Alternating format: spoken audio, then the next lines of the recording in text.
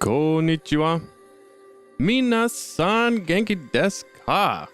Welcome once again, everyone, to another episode of The Road to Japan. My name is Nico. I will be your host as usual. So, as you might imagine, it's been a while once again since I've done a proper episode. However, if you are following the show on YouTube, or if you're just checking in regularly at the roadtojapan.com, you will see that the video content has actually been somewhat regular. I just really honestly have not had the amount of time to do a proper episode. And I mean, I'm gonna obviously get into why that's the case, because that's most of what I'm gonna be talking about today. But there's other things to talk about, you know, kind of some sort of upsets, I suppose, as far as things going on with my classes, and I've even got some feedback that I'm going to talk about a little bit later. So first thing is that you may notice if you're watching this on YouTube, which you can do either just by going to theroadtojapan.com and checking out the videos on the right hand side, or if you already subscribe to the show on YouTube, then it should just pop up there. But anyway, if you're watching this episode, then hopefully the quality should look a little bit better than the last episode I did as far as on the video side of things. Most of it was me looking at the episode and not really being satisfied with the quality as far as what the webcam was producing. And damned if I tried to figure out what was, causing the quality issues. Basically, I didn't think that for a 1080p webcam that it was giving me the results I was looking for. So this is going to be, I suppose you could say, like a hybrid of sort of what I was doing like last year when I was, sitting in front of the backdrop. I had lights, blah, blah, blah. But still, kind of going with the idea of streaming it. I just had to kind of face the reality that I wasn't really going to gather an audience, I don't think, on the streaming side. So it didn't necessitate me needing to do the show live or make announcements on Twitter or anything like that. So what I'm doing is I'm instead kind of going back to sort of the pre-recorded format. Obviously, if you're just listening to this on the podcast, this doesn't make a difference at all, as per usual. But on the YouTube side, it gives me a little bit more control, definitely with the audio synchronization, because that was a big problem I had. Actually, if I had figured out how to exactly fix that, I probably would stick with the webcam, just because like the video quality itself was more of a nuisance. But using my better camera, which I've been using to record all the other videos I've been doing lately, just kind of gives me that double whammy, I suppose, where I can get a little bit better quality for the video and give me more control, so I can precisely synchronize that audio, so you're not seeing my mouth moving and seeing what you're hearing kind of being like that kind of stuff. But as usual, if you're listening on the podcast, it's not going to really make a difference.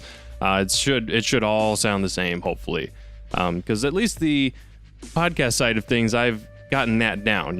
That's the one thing that's been consistent, over the year.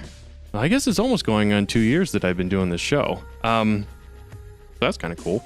But anyway, moving along, I just wanted to mention that hopefully with this sort of formatting, it can be the standard from here on. I considered sitting back, in front of the backdrop, having that behind me and whatnot, but I just don't really think I have the time to dissect, the episode into segments and things like that. So unfortunately, if you're one of the people that don't like, really long YouTube videos, then, this show may still not be your taste per se. But, this is honestly the best I can do. I just really don't have the kind of time to, do that other post-production. I mean, I may even be riding the line with doing the show like this. But we'll have to see. So anyway, what's next? I'm going to talk about something I finally did today, which was filing my taxes, which, obviously is not always at the top of people's desired to-do list. Oftentimes people have to, pay taxes, or, they get maybe like a little tiny refund or whatever. And if you recall, perhaps I mentioned my taxes last year, and that was my first year filing taxes with my school information, because it was the first filing year after I started going to school. And so, as a result, just the way the numbers kind of worked out, it just ended up being so far the largest return that I've had. And so I went to file today, and it turns out that, the number is actually going to be double this year. I don't know what exactly it is, but when the nice lady that was helping me was looking through my information, and including looking through last year's return, she noticed something that looked like it might have been an error in last year's return. And as far as I can tell, it's not anything that would be, I guess, like a penalty. Essentially, it was an error that would benefit me if it was corrected. But if it wasn't corrected, then it probably wouldn't make a difference one way or the other. But it benefits me because this error actually could lead to me getting extra refund from last year's return. So that's great. It's good to know that I could be getting a pretty decent chunk of change from this year's tax return, mostly because, as I've mentioned, the tax return money for me used to be money that I would play with. Was money that I didn't really budget. So, when tax time rolled around, it was not money I really had set to go anywhere. But unfortunately, with the way my situation is now, being in college, there's tuition to pay, and there's books to buy or rent or what have you, which I'll be talking about that in a little bit. So unfortunately, despite it being a decent amount of money, it's mostly just going to get saved and stashed away and held for when I need it, because, I'm not done with college yet, so that means, the money's still got to go somewhere. And there's still more tuition to pay, more books to buy or rent. So sadly, that's where the money's likely going to go. But I am also, since I am getting a larger return than I had planned, I am going to move forward with also trading my car in and getting rid of that, because I really feel like it's on a finite time scale as far as, the big days, coming, as far as when that thing is going to finally have some monster repair and it's going to just completely break me, financially, that is. So I'm hoping, that the car will hold out just a little bit longer, at least long enough for me to get someone else to look at it and be like, okay, this looks good, and they'll take it. And then all the problems can happen after I drive away and sign the paperwork. So, that's pretty much what the tax return is going towards. Unfortunately, it's not going to be something glamorous and extravagant like I would have liked. I mean, this was enough to where I could have, looked into maybe even taking a nice vacation to a place like Japan. But, to be fair, if this if it weren't for the fact that I was in school, my return would be a lot less. But I suppose if I was saving the same way I am right now, then maybe I could still finagle a trip like that. But either way, it's still all about school. You know, that's what this show is all about. So, let's see, what else? That's enough about taxes here. The other thing is that the Midwest Gaming Classic is coming up once again. That is happening, I think in 2 weeks, roughly. Yeah, I think, one of my friends threw up something on Facebook the other day saying it was 3 weeks away, but I think that was a week ago that he said that. Either way, it's pretty cool. So, if you're one of the listeners in the Midwest, I suppose, and MGC is something that you would like to participate in, it's held in Brookfield, Wisconsin. It's going to be at the same place, the Brookfield Sheraton.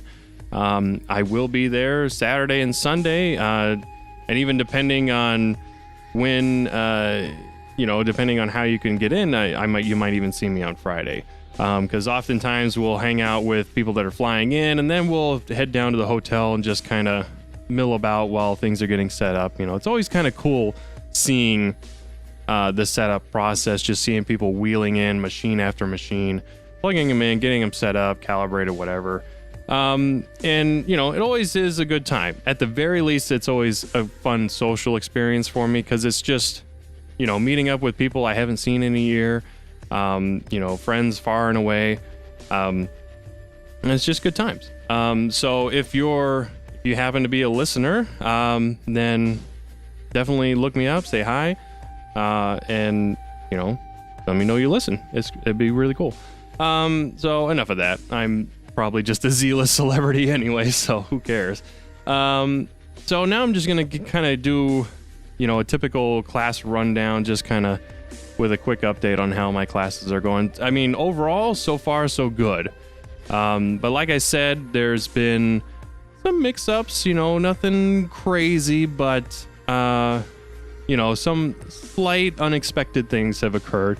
But again, I'm still keeping my head above water so far, which is good, because I mean, this is going to be a kind of like a barometer to see what I'm capable of, because going forward, I'm looking to do even more.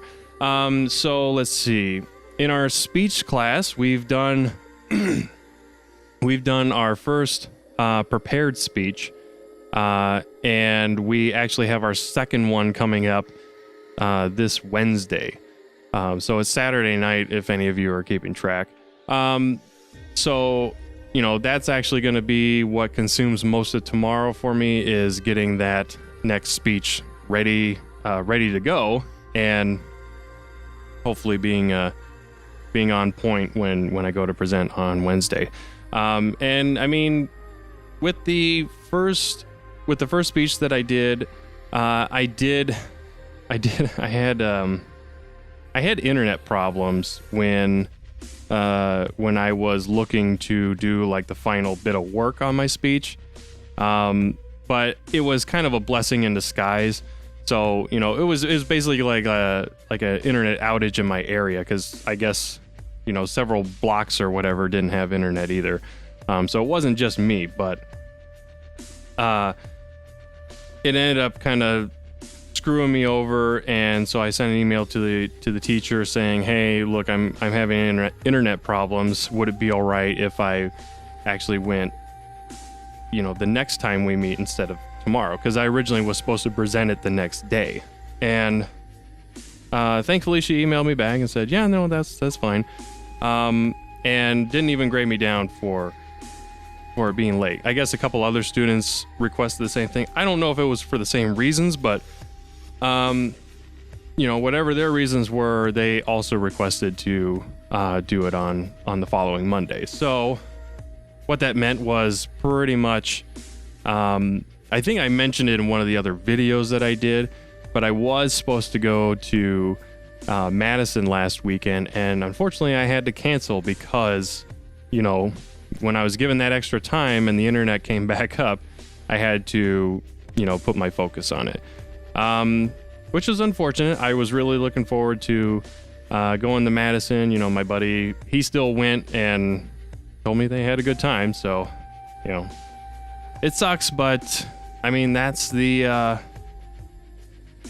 life of a college student now. You know, I sometimes have to make those kind of sacrifices, but you know, my friend and his buddies were all cool with it. You know, it's not like they were like, oh, come on, man, ditch school, what the hell?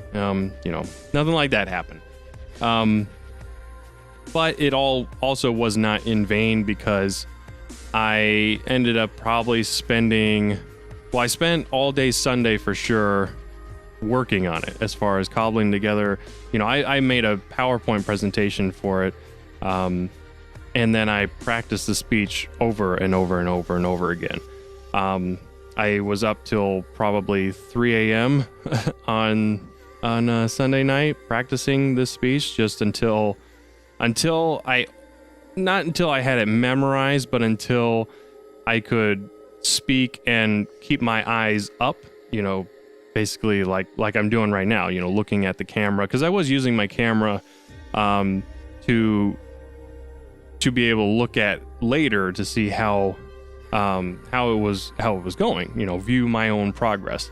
And I mean, it worked out, because then well, actually, if you check it out on either theroadtojapan.com, or if you subscribe on YouTube, you can actually see the speech yourself, because I brought my camera into the classroom and I recorded my speech, and so you can see it for yourself. And the only thing I will add to it is I did get top grades, you know, top marks, I suppose, in all areas of the speech. So that was great.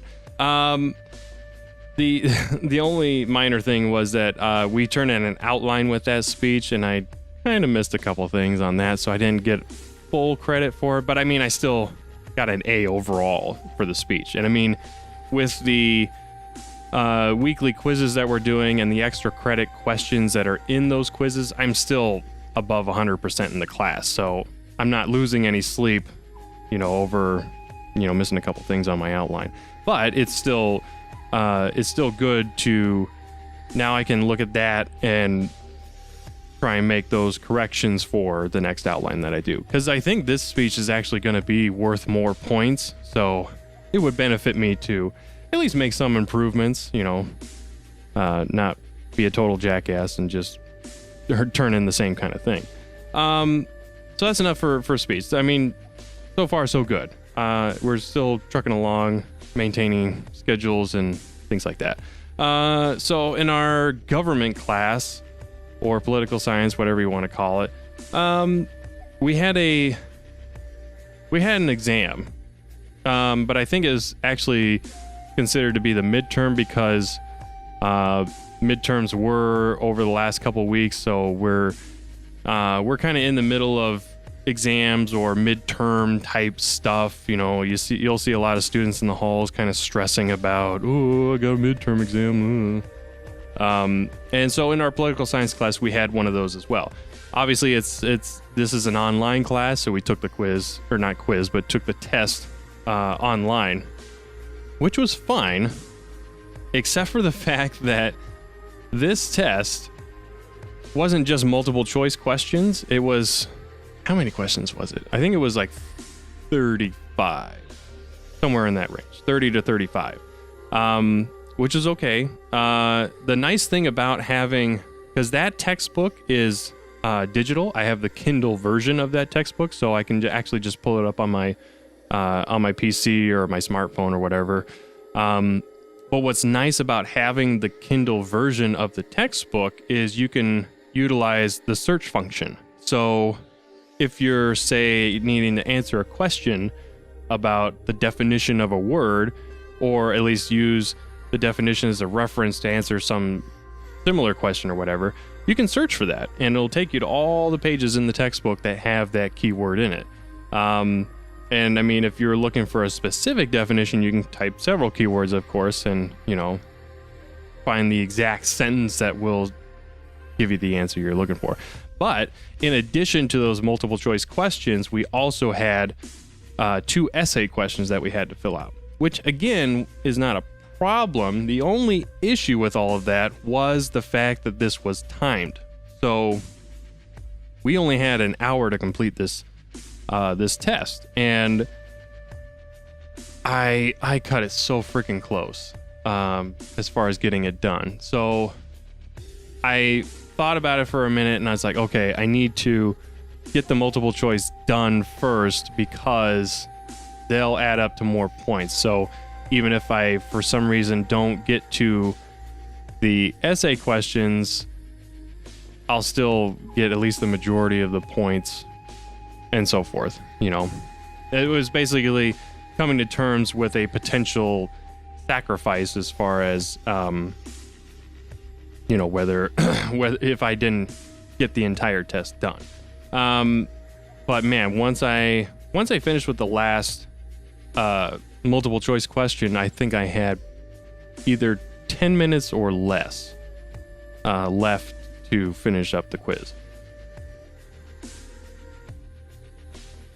So yeah, it was 10 minutes to do 2 essay questions, not a whole lot of time. Because you got to research the information, then you got to come up with a response, then you got to formulate a response, do any editing, and you got to do that twice, because it's 2 questions.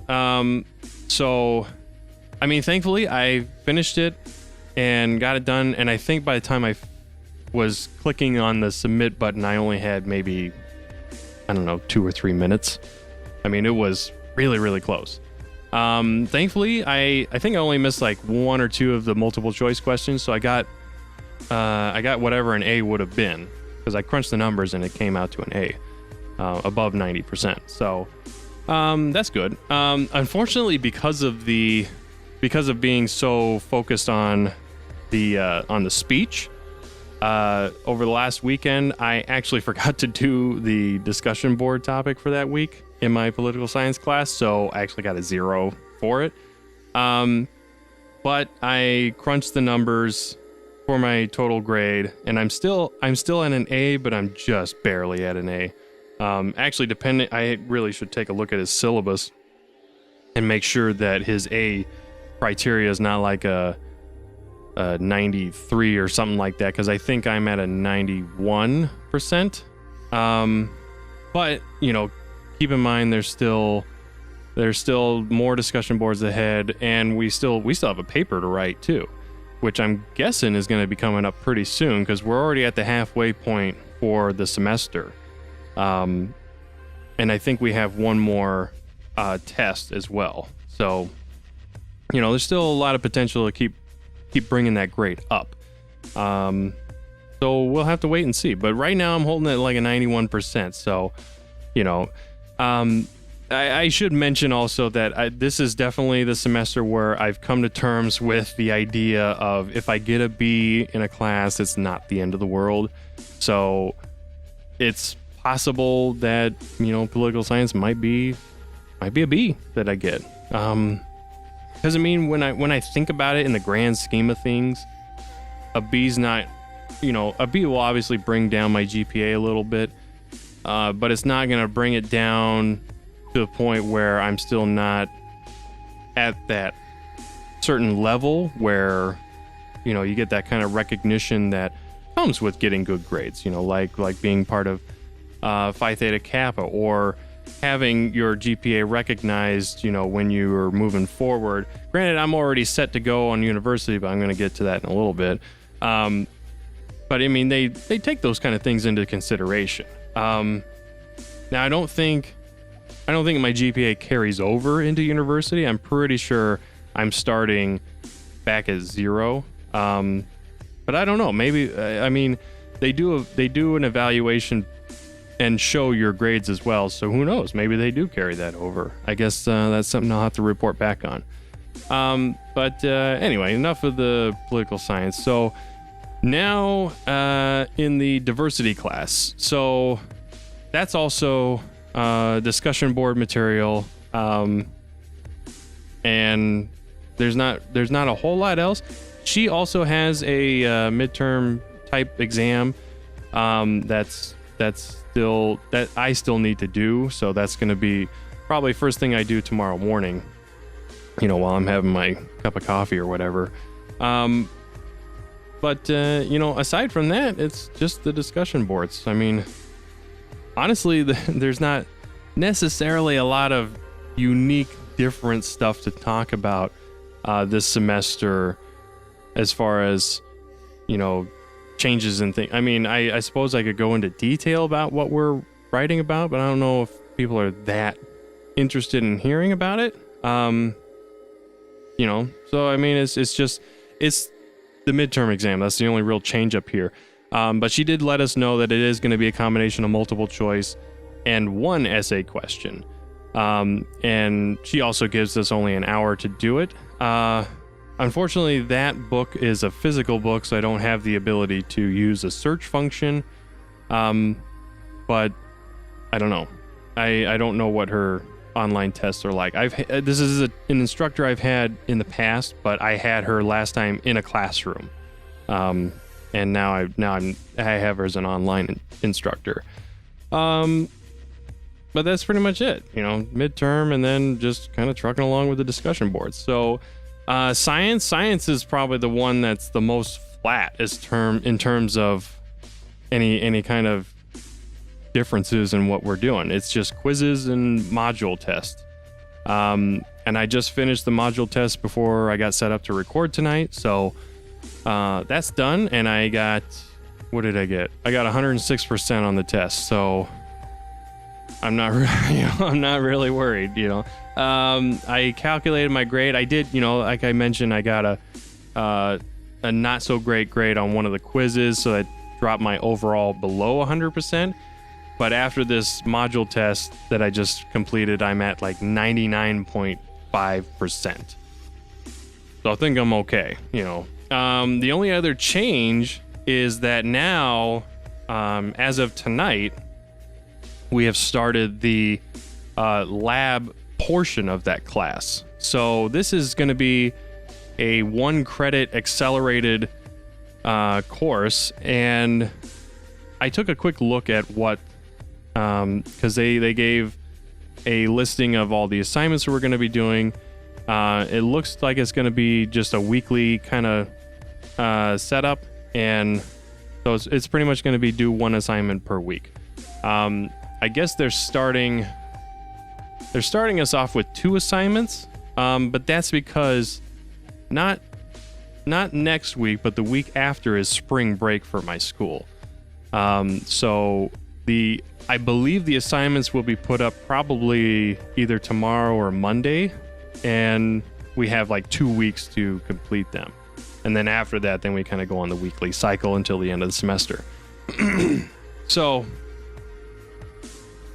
my plan is going to be to get that all taken care of. So, because I think it's the week after spring break is when MGC happens. So, I definitely want to make sure that I have all my assignments taken care of by like midday Thursday, because I always take Thursday, Friday, and Monday off for MGC just to, especially since I live here now, to be extra transportation for those that are flying in, kind of be able to help cart them around to places where we're going to hang out and so forth. So, I still will have, I have my art class on Thursdays, so that will be from like 9 a.m. to noon, and then I will probably come home and do whatever homework I have left for that week, and then hopefully be free to have some fun for MGC.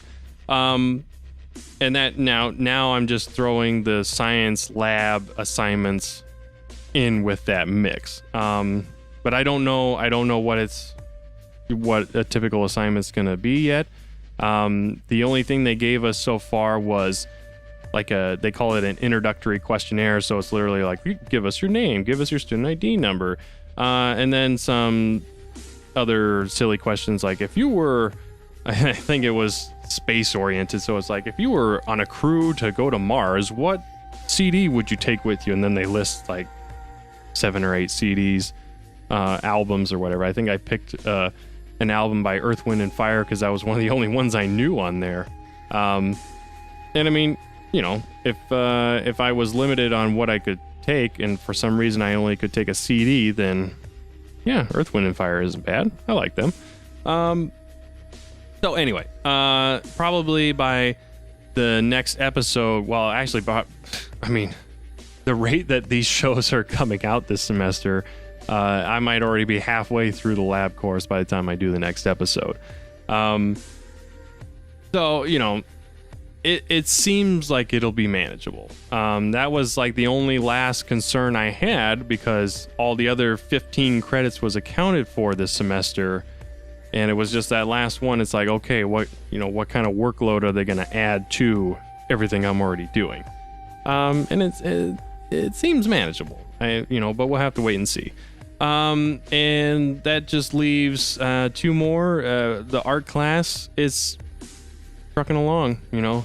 I mean, we get our lessons every week. We go to class. We have decent discussions. We have unusual discussions sometimes as far as where they may take us. I know we started one class a week ago, and he wanted us to bring in cardboard, just as much cardboard as we had, and try and make it large cardboard, like maybe a box you get shipped from Amazon, with some product in it or whatever.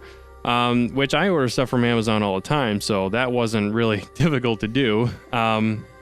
And what we ended up doing with it is he wanted us to spend the first part of class building a chair out of cardboard. So we would get into these groups, and the objective was to make a chair that he could sit on for at least 30 seconds before it, disintegrated or fell apart or whatever. And my team came out on top. I don't think it was graded or anything. I mean, if anything, it was like a participation type deal. But it's not like, he gave us points based on winning or anything like that. But our chair, not only supported him for 30 seconds, that guy was able to stand on that SOB. So, hurrah, we did that. Yay for us, right? And then beyond that, it's just, as I mentioned, I am looking into the CLEP testing. This is definitely where I want to throw a pro tip down for any of you that are curious about CLEP testing, is that if you are going to do several CLEP tests, you only need to buy, I'm going to grab it here. Fortunately, this is only going to be for the YouTube crowd, but I picked this up. And it's, for those of you only listening, it's the 2016 CLEP official study guide. So if you look up CLEP testing for your school, institution, or what have you, oftentimes under each of the classes, they will list the option to add this study guide to your cart. And the pro tip I want to give you is that unless you are taking only one CLEP test, if you're taking more than one, especially if you're taking a lot, then I would recommend getting the book as opposed to the individual study guides, because what I did not realize, I thought the individual study guides were different from what's in this book. I thought this book was going to have, as it says, it has like sample questions, not questions that are obviously going to be on the test, but they're similar questions, the types of questions to measure, what kind of difficulty you'll be facing and whatnot. But what I was unaware of is that these individual study guides for each class were the same content, because in this book, it actually has all of those individual study guides, and it's just pieced together in one big book. I did not realize that, though. I thought the individual ones were going to be different, so I essentially wasted about $20.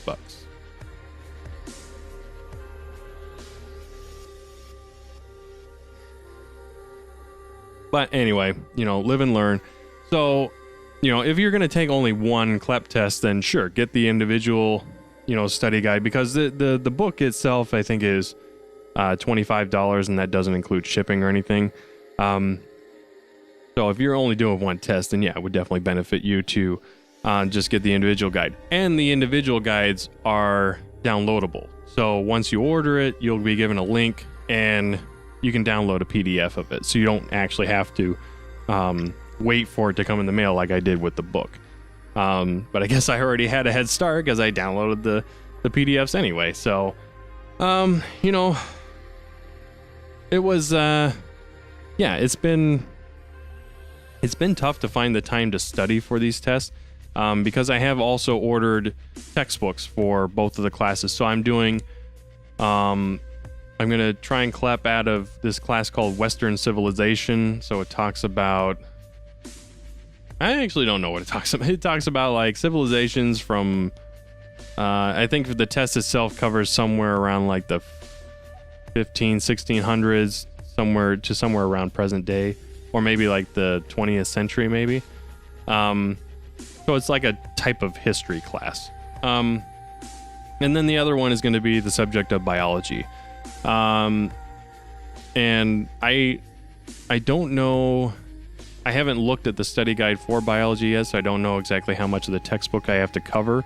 But I know at least for the Western Civ book I have, thankfully the study guide seems to start at the halfway point in the textbook, so I'm going to take that as meaning I only need to read like that half of the textbook. I don't need to worry about the first half, which is good because this textbook is like 1,000 pages, so it's that would be a ridiculous amount of reading, and I already don't have time to read as it is.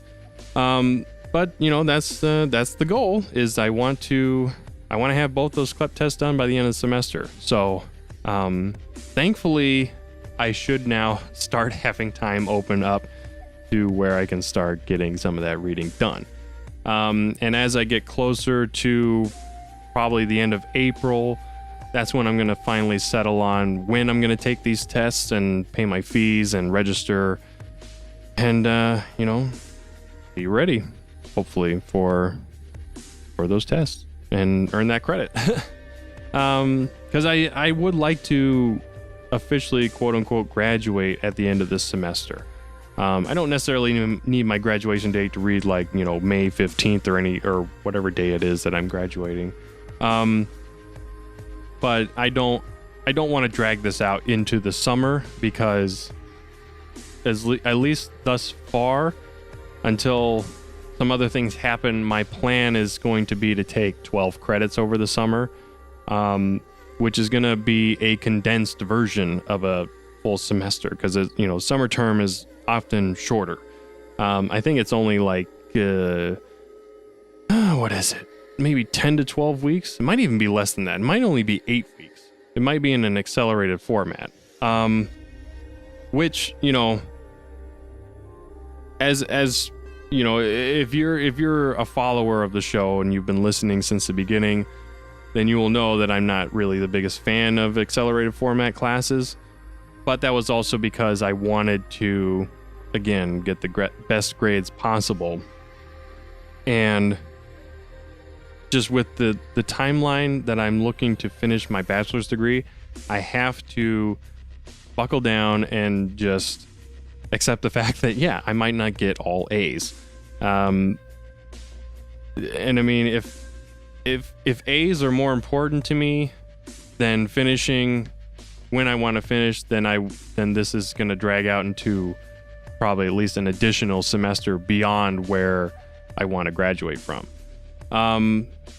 So I guess we'll just move into that. So now I had headaches with the transfer process, and I'm not going to go into a lot of detail because I actually did an individual video about that. So if you're watching this on the YouTube, under the, what did I put it under? The College Life playlist on YouTube, there should be a video titled, please watch this video if you are or will be a transfer student.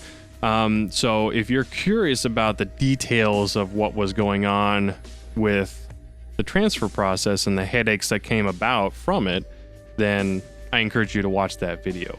But to kind of fast forward past all that, and kind of sort of do a follow-up, I suppose. Most of the headaches have been cleared up. The good news is that one of my concerns was that because of all these hangups with my admission process, that it was going to make me ineligible for a scholarship that I applied for, which is a scholarship specifically for people like me that are going to be transferring to UWM this year. And I mean, it's a decent chunk of change if I get the scholarship, so I obviously wanted to at least make myself eligible. I'm not saying that I deserve to win. I just want to have my name in the running like everyone else. And I mean, if I don't get it based on the review, like if my submissions or my information doesn't suit the needs of their review process, then that's one thing. But I just wanted to make sure that I was still at least able to participate. I didn't want to not be able to participate because of some admissions error, and thankfully that got cleared up in time, but just barely, because I think Friday, yesterday was the deadline to have all this stuff fixed up, and I think they officially got it all sorted out on Thursday, so it was really, really close, but we prevailed. I basically just was a lucky sufferer of good timing. But the plan is that this is going to be a fully online bachelor's degree, which, even if it wasn't, I would have considered switching majors just to go that route, because the way I'm looking to do this, it's going to require me to have to do online classes.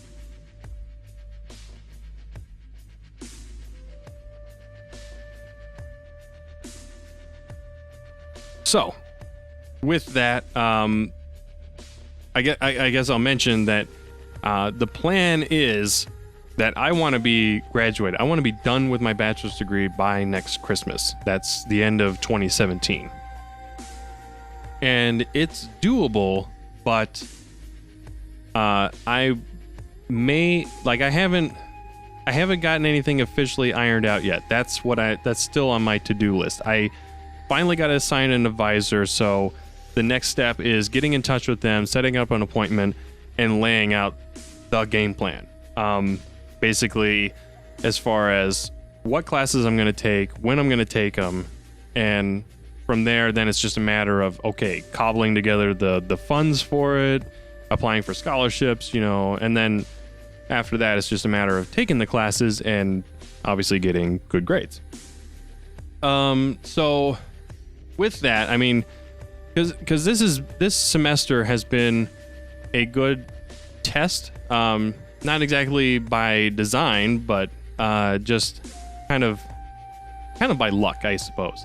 In that I'm taking 3 online classes, and while this semester is manageable, I would almost even go as far as to say it would be easy if I was taking all of these classes online. Just because the time that is taken to sit in the class and sit through a lecture and do activities or whatever, a lot of that stuff is skipped in an online class. Like, I mean, I just went over my classes, and I basically every episode been telling you the same thing relatively. It's the even in the classroom sessions that I'm doing, they're still relatively the same. Like the speech class is the only one that's somewhat dynamic in that, we do our speeches. Their speeches are on different subjects and different genres or whatever. But then the art class is I don't want to say it's completely lecture.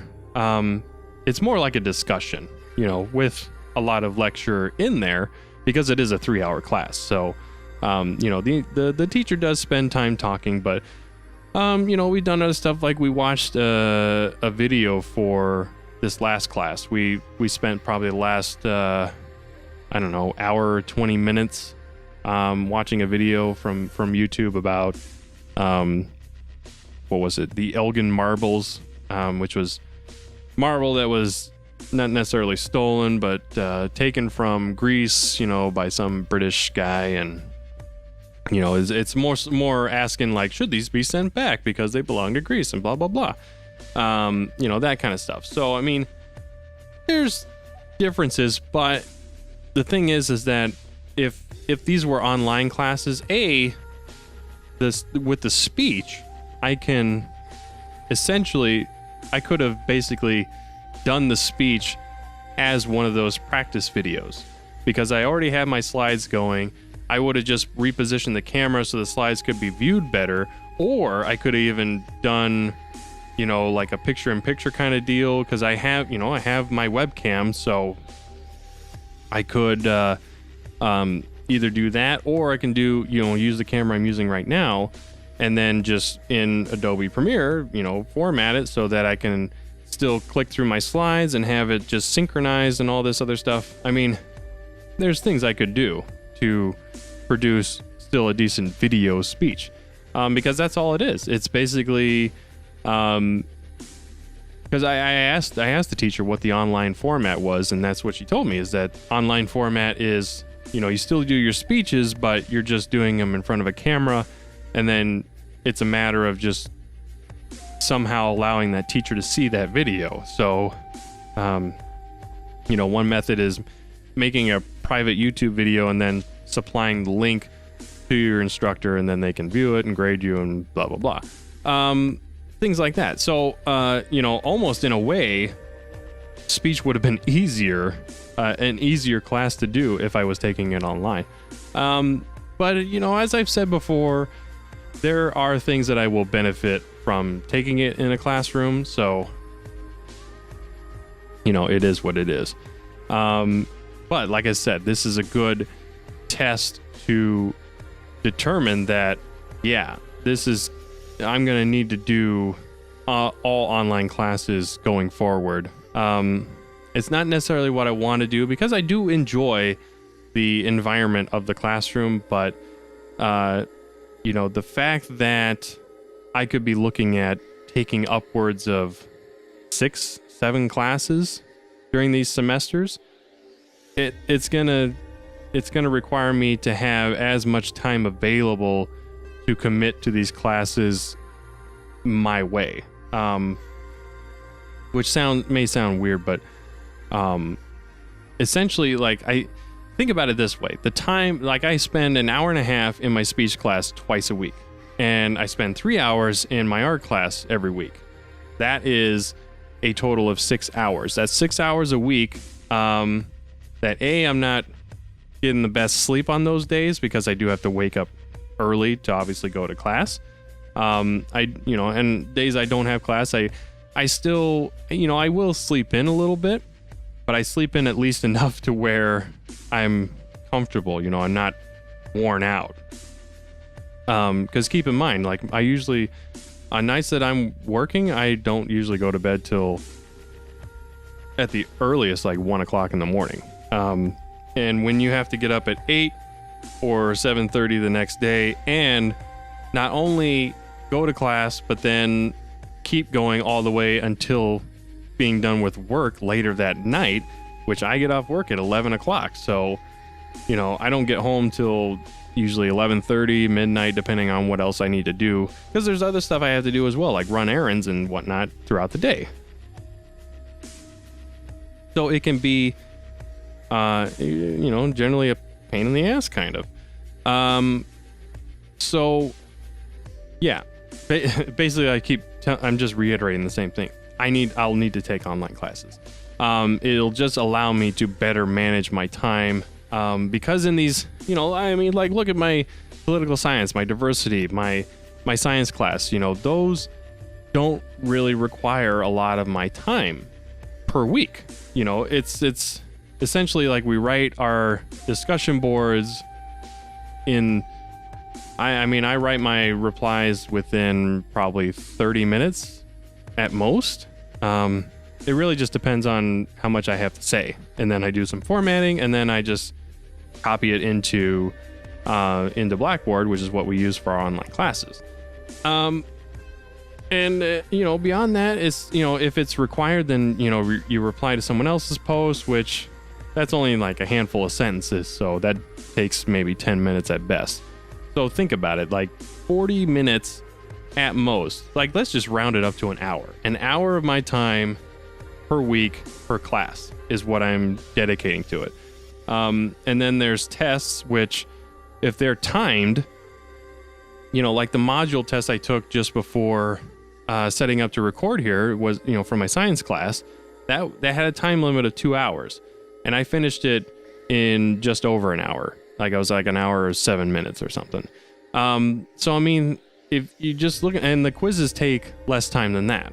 So with that being all I'm doing, I'm not really having to commit a lot of time to these classes, and I'm still staying on top of my grades. I'm still getting good grades.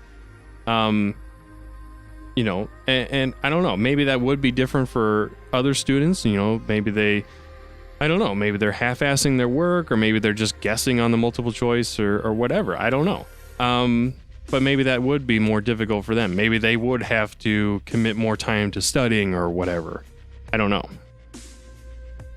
But at least for me, it's very, very manageable to take online classes. Yes, you miss the dynamic of speaking to your teacher one-on-one, working with your classmates, helping other students if you're that type of person. Or maybe you're just like some of my classmates, where you stroll into class late, you sit down, you make a bunch of noise because you were late, and then you start engaging in a conversation with your neighbor while the teacher is trying to, do their lecture. I mean, it's rather rude, to be honest, but you gotta keep in mind a lot of these kids are still fresh out of high school, so, not to sound like a dick, but a lot of these kids still have their heads really far up their own ass, as far as like they don't know, they don't care. Life has not, how shall I say, tempered them in the way that life has tempered me so far.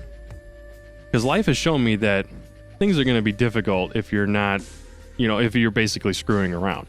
And I learned that the hard way. That's why I am 10 years late to the game of college, why I'm 10 years late to achieving these goals.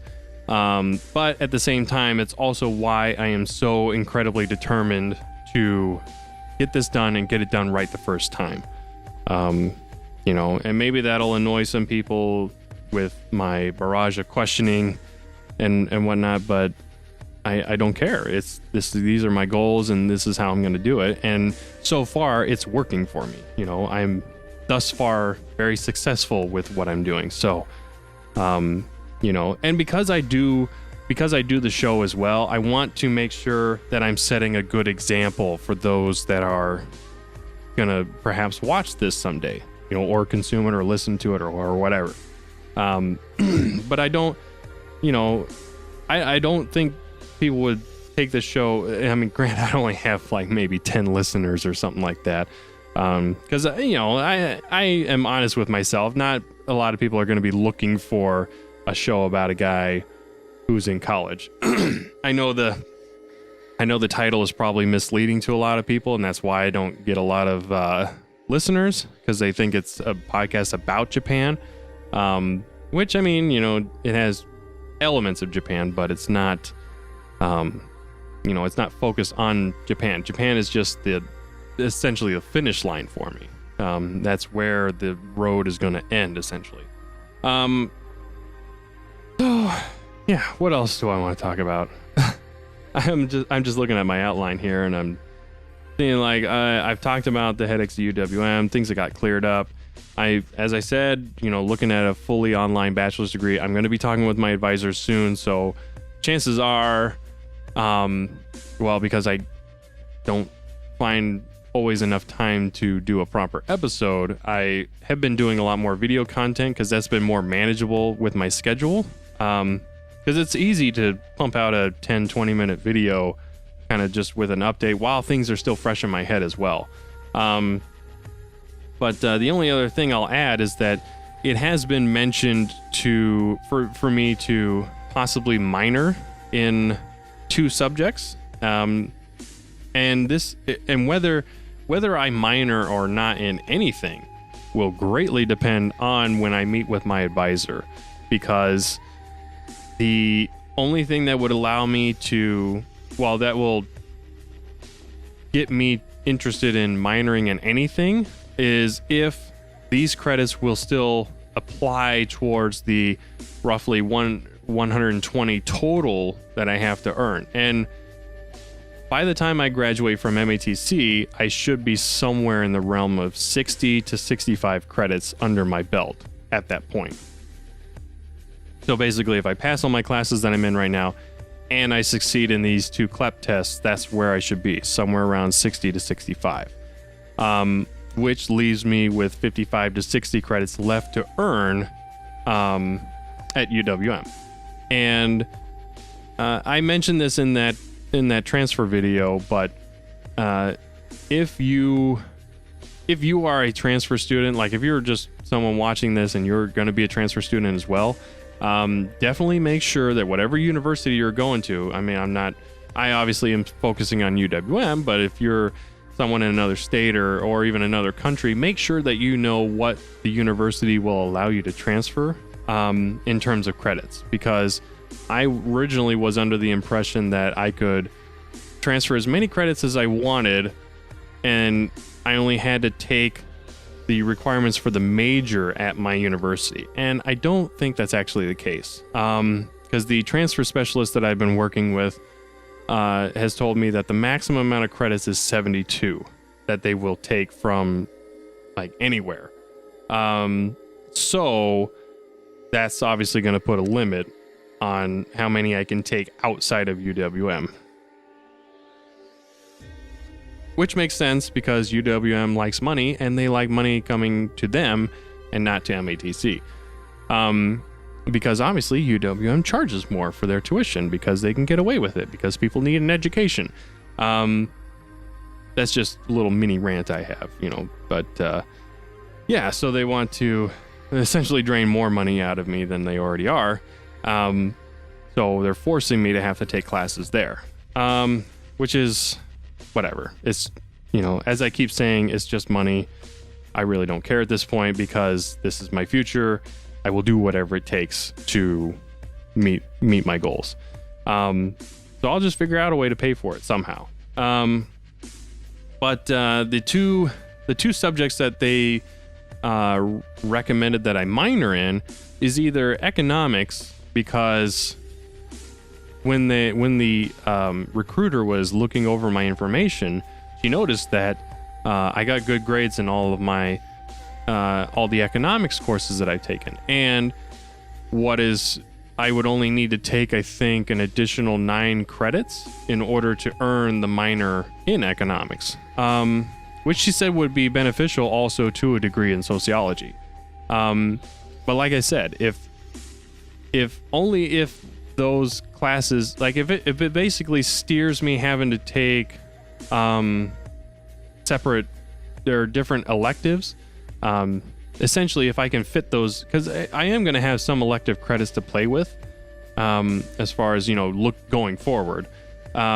So if it means, like, instead of a history or English class, I instead take some type of economics class, and that still applies towards both the 120 credits that I'm working on and the 9 credits for the minor, then sure, why not? Might as well go with it. Why not have a minor? But if it's going to be 9 credits in addition to the 120, so basically bump it up to 129, that means that it's going to add 9 more credits that I would have to earn in addition to the 120 credits. And that means a minimum, or, well, I should say a maximum of 3 classes that I would have to take in addition to what I'm already planning to take. So if that's the case, I'm not going to bother with a minor. The other minor that was mentioned is, well, obviously I'm planning on going to Japan, so they did suggest Japanese as one.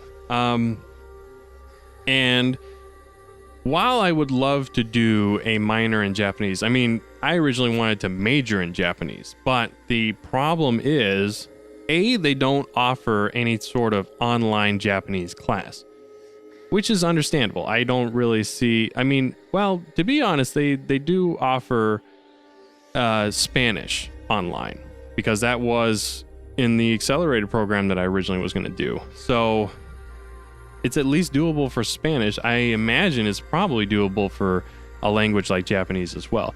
But unfortunately, Japanese is not, I suppose, as popular a language for college students to take. So they don't give an option like taking it online, just because it probably wouldn't garner that much attraction to students. Because I'm going to be honest, most students probably will pursue something like French or Spanish because they have more opportunities to use those language in real life, at least here in America.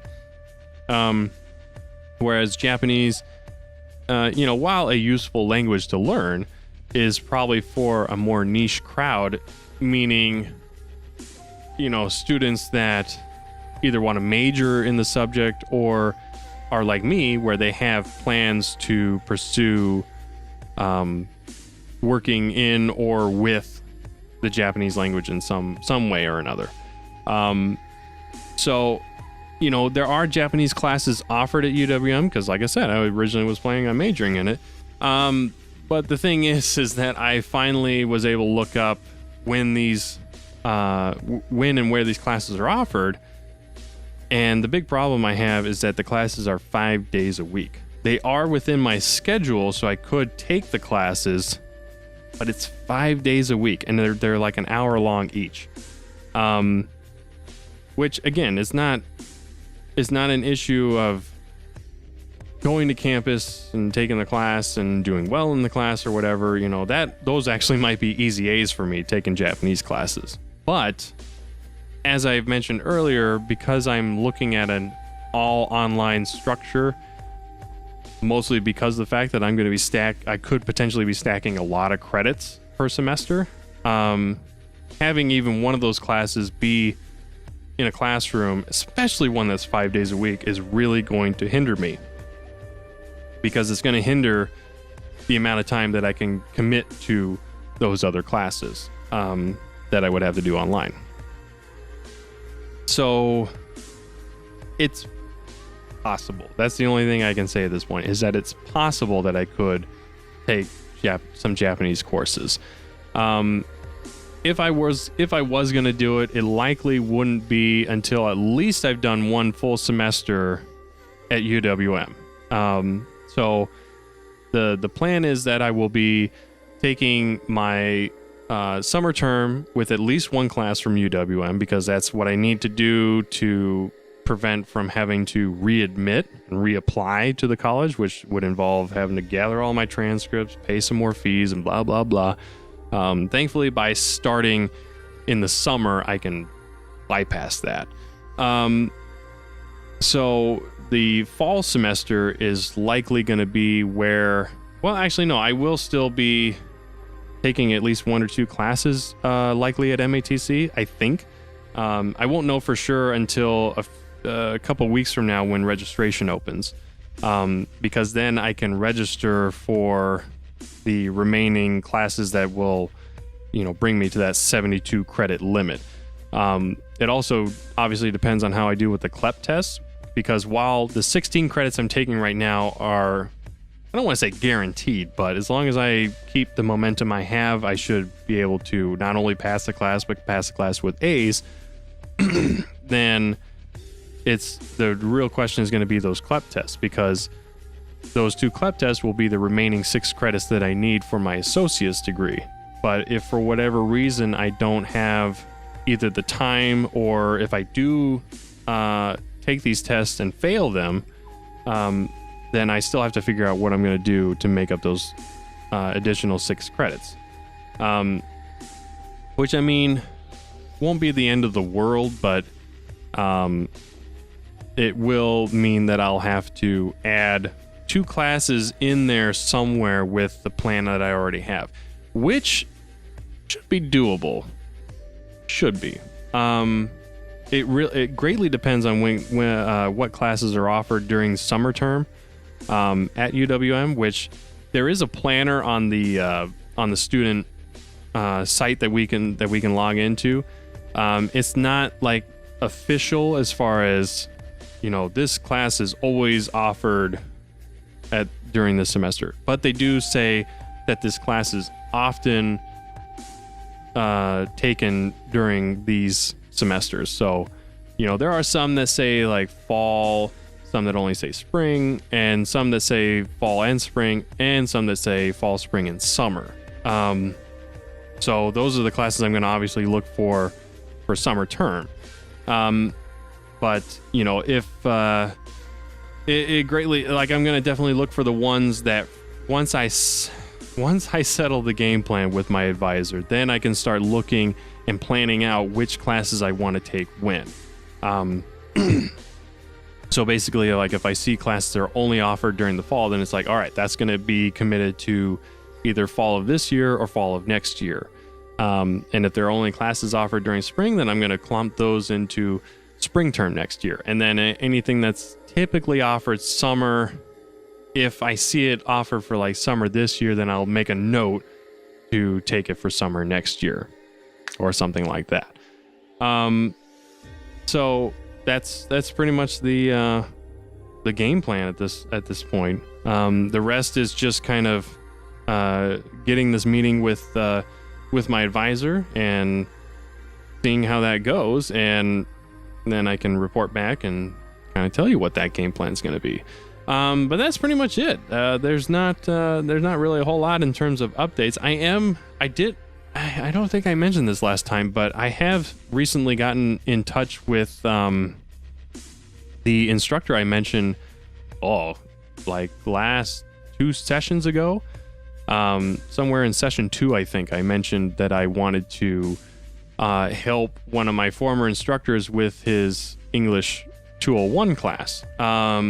And I mentioned that I kind of lost touch with him because he ended up getting sick, and he had a substitute for the class that I was going to originally help out in.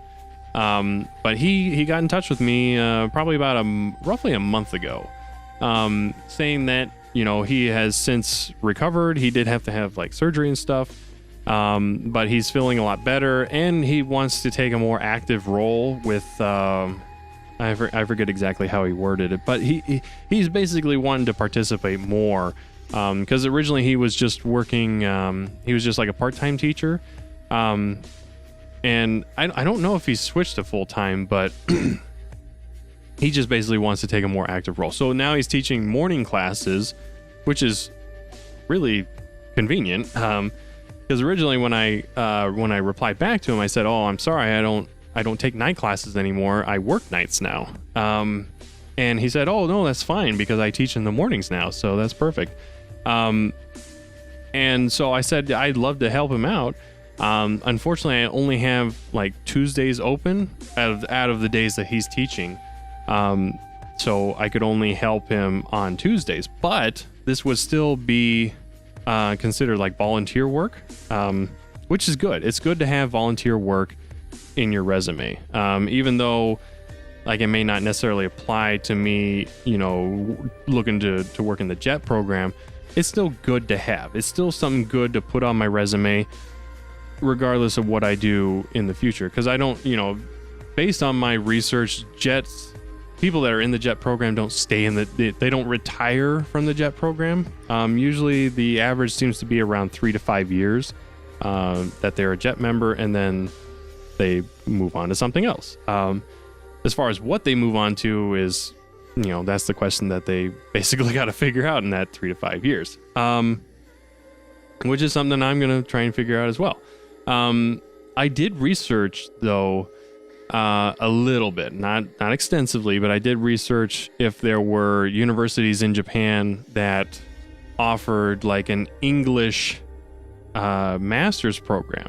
And there are a few that do. So there is potential to continue my education in Japan. It would just be a matter, obviously, of making sure that they would accept my bachelor's degree, the credits that I've earned, by the time I finish my bachelor's degree, and then move forward from there. And then it's just a matter of figuring out where I would go and what my master's major would be. And so, but that's stuff I can kind of put on the back burner for the moment. Because I definitely wanted to make sure that I'm good and settled and set in my routine for my bachelor's program before I even worry about master's. My goal needs to be getting to Japan first. Then once I am in Japan, figuring out how to, take classes there while I'm doing my work. So there's that. But yeah, I'm hoping to help my former instructor with. He specifically wanted my help with research papers for his students, because that's kind of what I did towards the end of the semester when I was in his class, because I finished like 3 weeks early. So I still came to class, but I came to class to help the other students that were still working on their own papers or were struggling or whatever. So that's the plan. I still need to email him because I've kind of forgotten to do that over the last couple weeks, but that's because I was dealing with all the crap from transferring to UWM. So now that that's finally cleared up, I should be able to do that.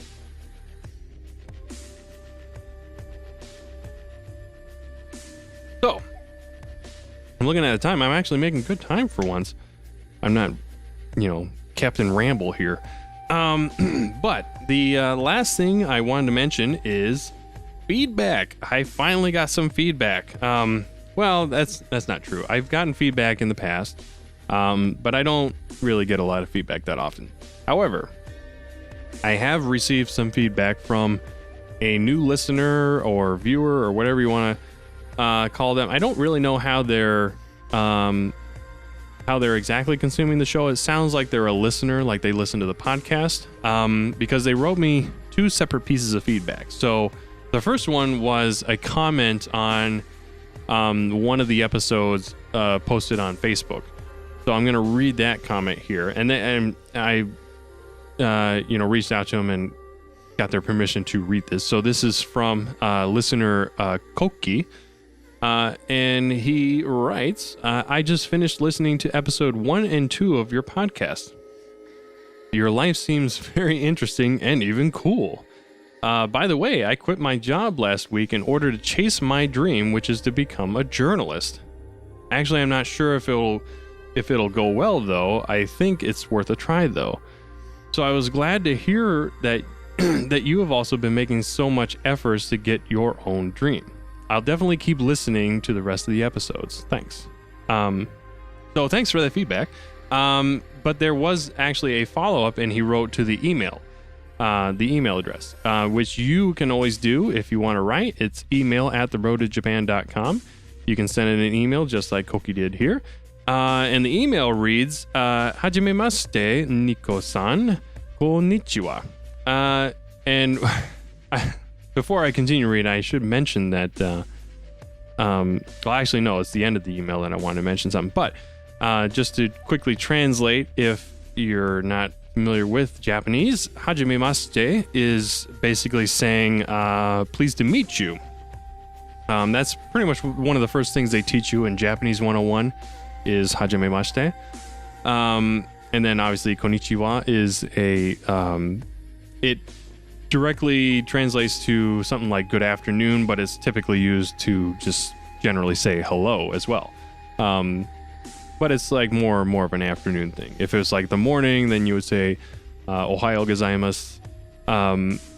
But you typically can just say konnichiwa. Obviously Nico-san is, putting san at the end of my name, so I don't really need to explain that. So the rest of the email goes, my name is Koki. I sent you some messages on your Facebook page a few days ago about my career and how I came to quit my job. I am kind of not translating, but I'm kind of rewording it kind of on the fly here because English is his second language, so it's not 100%, but it's really good. I mean, his English is way better than my Japanese for sure. So continue on. I wanted to let you know that I finally got a job for a TV broadcaster.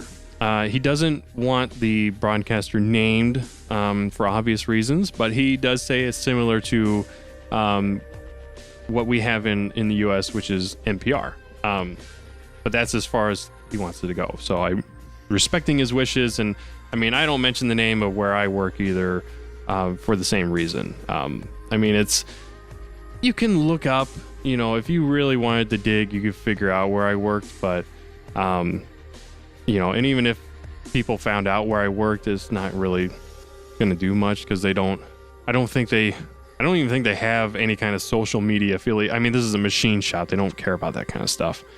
But a TV broadcaster would probably have those kind of things available, like social media and whatnot. So, direct links and whatnot would be bad. But unfortunately, it's not a department where I desired. However, I had no choice and will be able to transfer in a few years. So it's okay. It seems I have to work hard and learn a lot, though. And he continues, so how's your college life going so far? Your podcast is very interesting. He doesn't explain where exactly he is listening to the podcast. I'm still studying English, so it's actually hard to hear every word or phrase. But your pronunciation is clear and helpful for me. All right. I still wonder, he's getting a little bit more specific here. I still wonder why some onsen don't accept people with tattoos. I mean, I know it is often said that it reminds them of Yakuza or things like that. But it's not the 80s or 90s anymore, right? He says, I feel bad that you're erasing yours, referring to me getting my tattoos removed. Anyway, thank you for reading my long email. I hope your college life is going well. And he signs it off, Gambatte, and signs it Koki. So thank you, Koki. I appreciate the email. I really do appreciate the feedback. Just to another quick note with the translation. I don't think I've ever mentioned this, but I do, I always end the, at least my video segments. I actually don't think I end the show. Do I end the show? I guess I can't remember. I don't know why I'm drawing a blank. But either way, I usually will at least end my video segments by saying minasan ganbatte.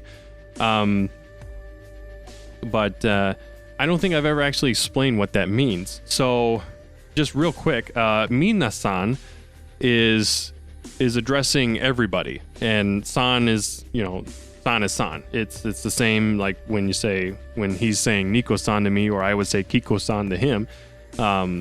It's just like it's a term of respect, and one that you would use especially when you're meeting someone for the first time. The comfort level can determine whether you keep using san. Like I know I mentioned on the last episode the app Hello Talk, which I'm still using, and it's a great app. I'm actually engaging with a lot of people, and I think I'm actually gaining some listeners because of that app as well, because I do put the show's information on my profile there. But like some of the people I talk to there, I will always start off addressing them as their name and san. But sometimes they will say like, oh, you don't need to use san with me. And at that point, then I don't. And I probably actually should have said Koki-san when I was addressing him, on the email here. But he signs it up. Well, obviously you would not call yourself san. Like I would not call myself Nico-san. That to a Japanese person that would just sound weird. So yeah, you just like if I'm introducing myself, I don't say hi, I'm Nico-san. You don't do that. You would just say Nico des. But minasan is just addressing everyone in a respectful manner, but mina means everybody. So oftentimes, like when I listen to the radio station, they will say, just like I say at the beginning of all my video segments, which is minasan konnichiwa. That's what they do. They say hello everybody, but they're saying it respectfully because they're essentially talking to strangers. So it's when I say minasan ganbatte and he signs off his email saying ganbatte. Ganbatte means it's essentially a way of saying good luck, or try your best. If you watch certain anime programs, you'll see like a protagonist kind of struggling with something, and maybe one of the other characters might say, oh, ganbatte, man, you can do it. Basically, it's kind of like a word of encouragement, essentially. So, when I sign off on, that's really driving me crazy. I cannot remember if I sign off the show with that or not. I think I do. Yeah, no, I sign off the show with that. Jesus, it's late. I've been doing homework and running errands all day. I'm just a little tired. Sorry. But yeah, when I say minasan ganbatte, that means like I'm saying, hey everybody, try your best, keep up the good work, or something along those lines. That's essentially what I'm saying, and that's what he's saying to me when he says ganbatte. He's saying like keep it up, keep going. To respond to the email, talking about like the onsen and tattoos.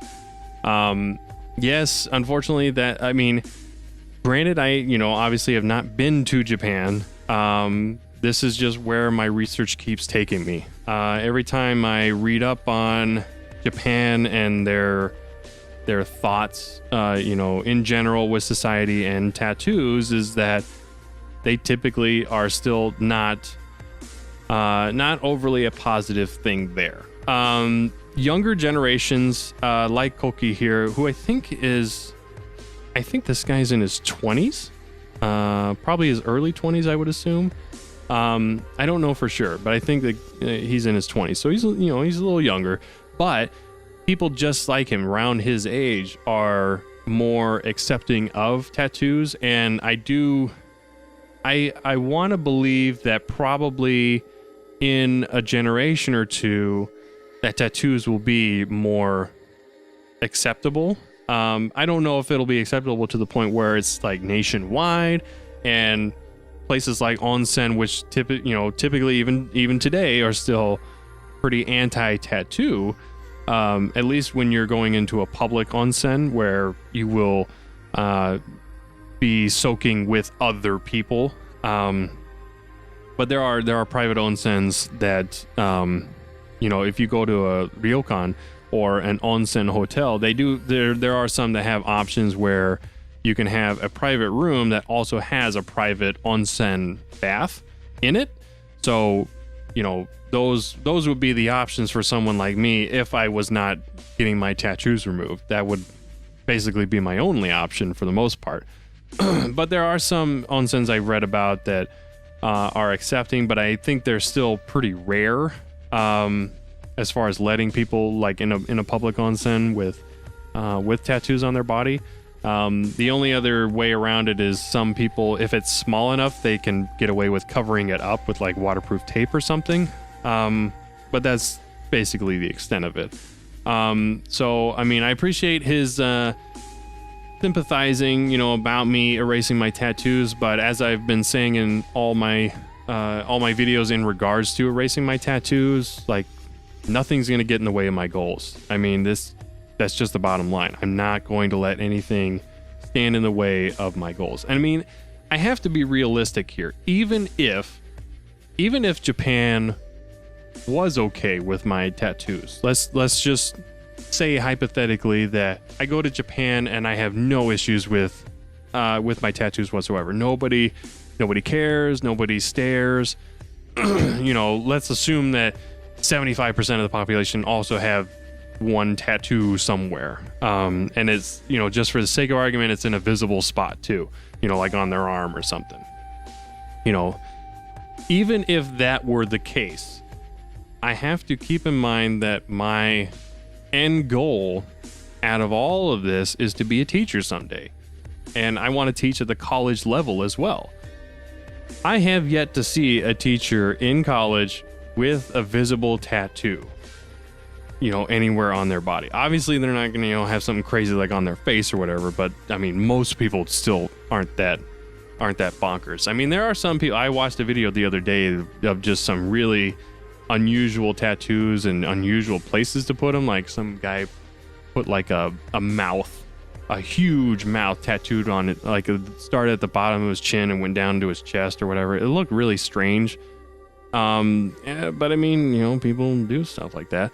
Thankfully, I've never been that crazy because I'd pretty much be boned out of any kind of job besides what I'm doing right now.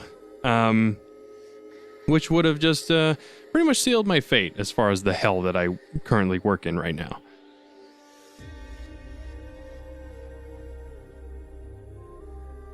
But nonetheless, this is what I'm going to work towards. And like I keep saying, it's just money. I mean, yeah, it obviously means I'm not going to be able to save as much money to put towards tuition and books and whatever. I'm just basically looking at this as another expense that I have to apply towards living and working in Japan. And I mean, at this point, if that's what it takes, then that's what it takes. Simple as that. You know, I appreciate the sympathies. You know, it's nice to not only know I have a listener out there, but also nice to know that there is a listener that agrees with the notion that tattoos are actually an okay thing. Like he's saying, it's not the 80s or 90s anymore, because that's where a lot of this these views come from, because that's, you know, I'm not saying that Yakuza gangs don't exist today, but I think they were a much bigger issue, I suppose, back in the 80s and 90s. I don't know for sure. Like, I don't know a lot of Japanese history in that regard. My research just never really took me to, you know, Yakuza gangs. I mean, there's stuff I see in movies or whatever, but you always got to be wary of, you know, how accurate movies are. So I just have like a general understanding of how Yakuza gangs work. But one thing I do know is that, yes, they are often, you know, the ones that have the tattoos. But as I said, you know, the younger generations in Japan today are more accepting, and a number of people have tattoos of their own. They may not be as, you know, big or on display as much as mine are. But it's still a thing where, you know, if someone like the age of Koki were to see me walking down the street, they wouldn't, you know, be as put off as, say, someone, you know, in their 40s or 50s or 60s or whatever. It's always going to be a generational thing, and it's just something that has to get I don't want to say breeded out, because that's just, I mean, that makes it sound awful, but it's something where newer generations will become more accepting of these things. I mean, look at the stuff that I've had to study, you know, in like my history classes, my diversity class right now is like the civil rights movement. You know, think about what we're dealing with today in America as far as like gay marriage and immigration and things like that, and look at how it was, you know, 50, 60 years ago when people were trying to get these similar rights. And you see literally history repeating itself. You're just seeing it repeat itself in a different manner, but you're still seeing the same people holding up pickets, you know, in front of like the Capitol building or something, saying, you know, oh, gays don't have the rights to marry or whatever. And then you can see similar pictures from like the 50s and 60s of similar people holding up signs in front of the Capitol building saying that, you know, blacks shouldn't be allowed to vote, or interracial marriages and things like that. You know, I mean, it's just something that, I mean, don't get me wrong, racism still unfortunately exists even today. You know, I mean, we're learning that a lot with all the political stuff that's been going on lately. But it's definitely not as bad as it used to be. You know, that's the best way to put it right now. And I mean, that's how I feel about the views of tattoos in Japan. But I mean, those views are here in America as well. You know, it's not just Japan. There are a lot of people here in America that believe that tattoos are associated with not necessarily gang members. It's actually more associated with like prison.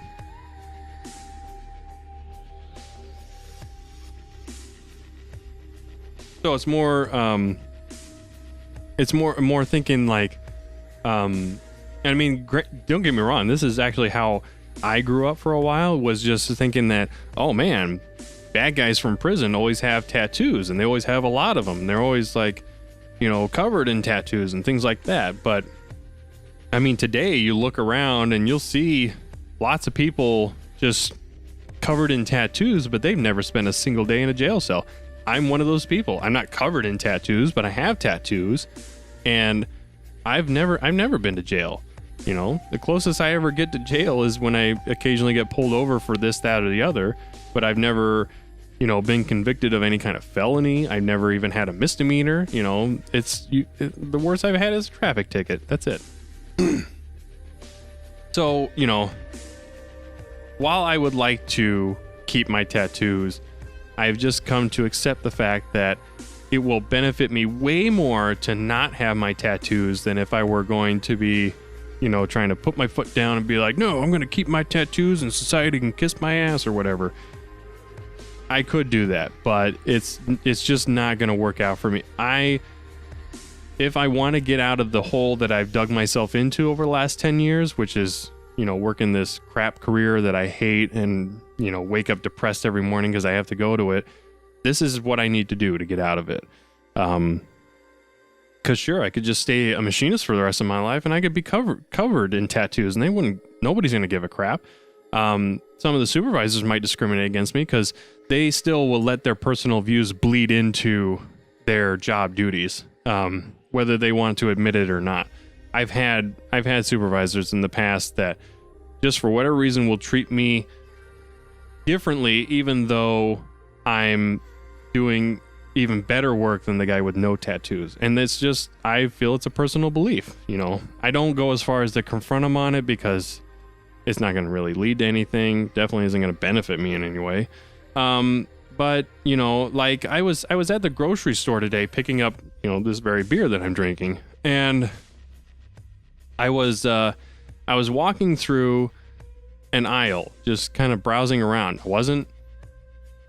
least I don't think I look suspicious, but a couple was walking towards me. Obviously we're going to kind of cross paths. And the woman made it a point to say to her husband, like, hey, watch my stuff, as she's looking at me, thinking like I'm going to, I don't know, walk off with her purse or something in the middle of a supermarket. I don't know.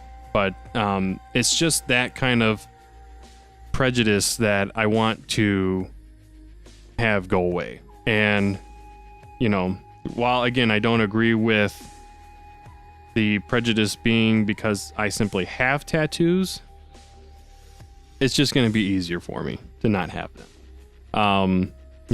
I mean, yeah, I will miss having my tattoos because they, I got them with some meaning behind it. But my life will benefit better and more fruitfully from, just having them be gone. Which sucks, but, I mean, I also wish I could not get rid of them for financial reasons too, because like even with the discounts that I'm getting with these tattoo removal treatments, it's still going to cost me somewhere between like $5,000 and $7,000. That's a lot of money. I'm not even I'm talking about trading in my car. I'm not even planning on paying that much for the car I get into. Like the tattoo removal is going to cost more than whatever car I might end up with. I mean, it's crazy expensive. Now, that's not to say like in 5 or 10 years that it'll be a hell of a lot cheaper. So, if kids today are getting tattoos right now, and then they come across a similar situation like I am, like, oh crap, I should have thought twice, about a future career and blah blah blah. Hopefully, it'll be a lot cheaper for them. Who knows? Maybe they'll even be able to put it under health insurance or something. I don't know. But anyway, I appreciate the thought that it's not right to have to remove my tattoos, but it's necessary. I have to do it, and I'm going to do it. Again, I wish I could keep them, but it's just not going to happen, unfortunately. So anyway, with that, once again, thank you, Koki, for the email. If you want to write in more, kind of keeping us up to date, I'd love to keep the audience updated as well. So feel free to write in some more. And if you out there want to write in just like Koki did, once again, email at theroadtojapan.com is what you can do. Or if you want, you can do what he originally did and just write a comment on the Facebook page. I always put a post out with both the video version of the episode that I do, along with any other video content that I do. So, it may not just be proper episodes, but if like when I was talking about the transfer process, I do updates with the tattoo removals. So anytime I do videos on those, there's always a post that goes up on Facebook. But there's also the Twitter account as well, that also you can find all that information at The Road to Japan on Twitter. So you really have your choice of how you want to get in touch with the show. But if you want to do so like Koki, then I will happily read those on the air. So the very last thing I'm going to leave you with is the track to skip. This is going to kind of round out the little series that I wanted to do, where I wanted to talk about or focus on like tracks of music that kind of got me interested in Japanese music, and this one's going to be a little different. It's not going to be a more kind of easygoing music. This one's a little harder. Not harder as in difficult. I mean harder as in like kind of. It's more. I think the term for the genre is J-rock. But J-rock encompasses various styles, so it's not just like what we have like classic rock here or anything. This can incorporate even things like a type of metal type music, which is what this group is that I'm going to be playing for the show. So again, if you're watching this on the YouTube feed, I'm going to have a link in the description leading to a video of the song, which I haven't looked up yet, but I'm sure there's one out there. And then if you're listening on the podcast, it'll just follow after the end of the episode. But if you want, you can always skip it. That's why it's called the track to skip. So the track I'm going to play is one that I also listened to on that podcast that I mentioned last episode. I really wish I remembered the name of it, because I probably resubscribed to it and, get introduced to more Japanese music.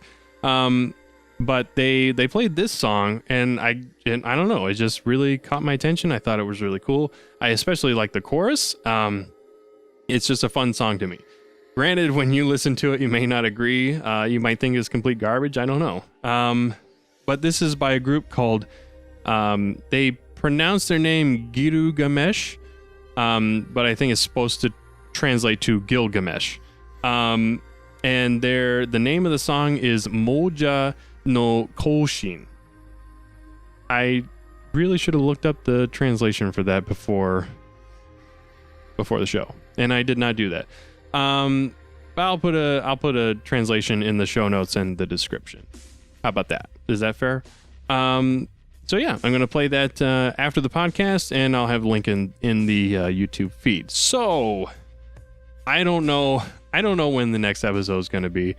It seems like monthly is the rate that I'm going at this point. So I guess just keep your eyes out in a month or something, and maybe I'll have another episode ready. I don't know. But like I said, things are kind of clearing up as far as what has been keeping me busy for the last few weeks. So hopefully that can translate into getting proper episodes out on a more semi-regular basis. At least make it bi-weekly at best. Because usually after a couple weeks I have stuff to talk about, which can also help keep the shows shorter. Like this one's, I'm looking at the clock and it's only like about an hour 40. So, at least it's better than the 2-hour extended editions that I did last time. So just keep an eye out. As always, go to theroadtojapan.com for this episode and all other episodes associated with it, including all the video content that you can find at YouTube if you subscribe to the show. But However way you want to consume your content is totally up to you. And once again, if you want to write in like Koki did, you can write email at theroadtojapan.com, or you can contact the show at The Road to Japan on Twitter, or just look up the Facebook page like he did. But that's gonna do it. Session 4, episode 3 is done. So I'm out of here. I'm gonna finally finish this beer that's taken me over an hour to drink, and I'm gonna probably do some more homework, unfortunately. But until next time, everybody, I'll catch you next time. Wait, no, did I say that right? No, yeah. Until next time, everybody. Minasan, gambate.